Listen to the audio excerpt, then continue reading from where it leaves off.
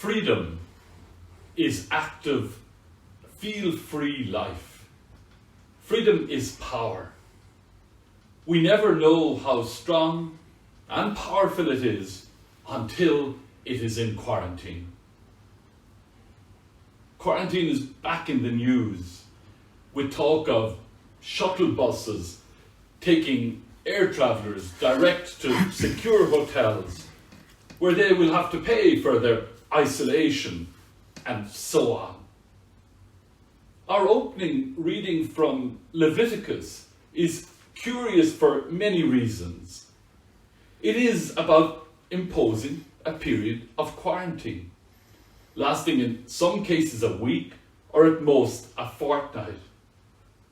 During this time of uncleanness, the diseased person had to remain outside the city, giving notice of his condition to the unsuspecting through the customary signs indicative of his state, such as torn garments, long flowing hair, covered beard, and the repeated cry, unclean. Though centuries separate our stories and the stories told by the scriptures, there are still many common denominators. Different eras usher in different diseases, an evolving language, but similar human emotions and feelings. Peter Donders was a redemptorist from Holland who went on mission to Suriname and clashed with the colonial powers who were crushing the indigenous population.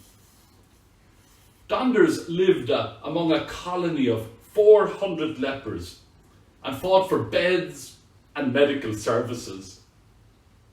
His advocacy resulted in the colonial powers arguing that his efforts to keep those from suffering from leprosy alive was prolonging public expenditure.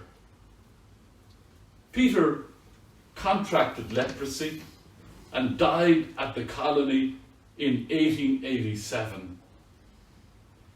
In 1971, Mother Teresa was quoted as saying, "The biggest disease today is not leprosy or tuberculosis, but rather the feeling of being unwanted."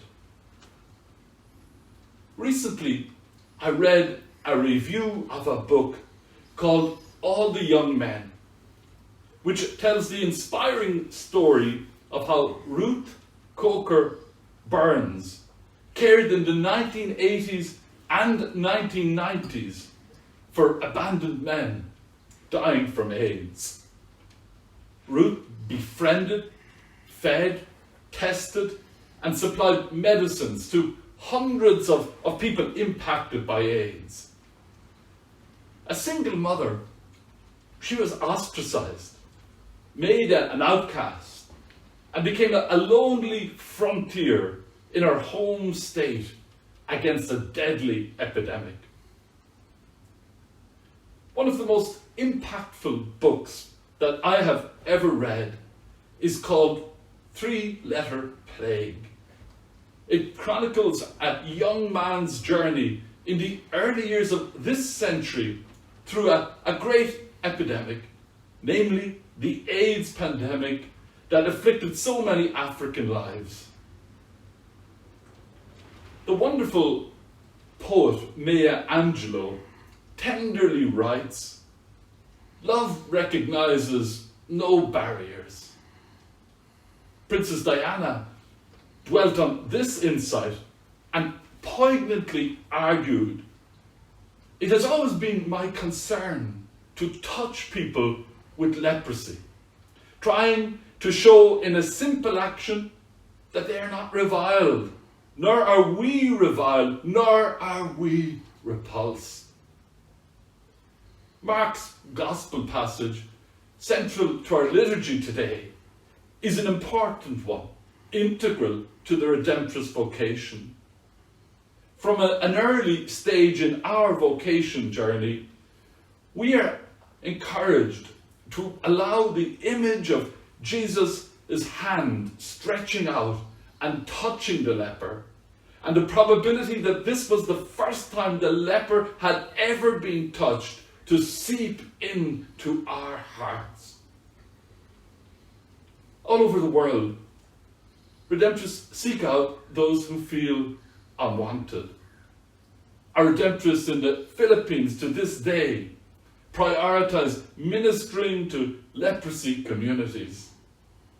Our international development organization, SERVE, based here at Scala, works closely with a project called Sumanahali in Bangalore in India, where the numerous families inflicted by leprosy are served and included. In recent weeks, I helplessly, from a distance, listened to someone who I really admire describe how they're feeling at the moment, at this time, with the following words: I'm falling apart and nobody knows. I've nobody to talk to and I am afraid. The author, David Levitan, has a knack of capturing the feelings of those who struggle. This is what he says: it would be too easy to say, I feel invisible. Instead, I feel painfully visible and entirely ignored.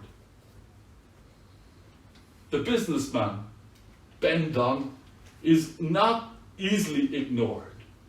And in an open and revealing chat with Brendan O'Connor on radio, he described how hard at times he has found our various lockdowns and how difficult he found it to motivate himself.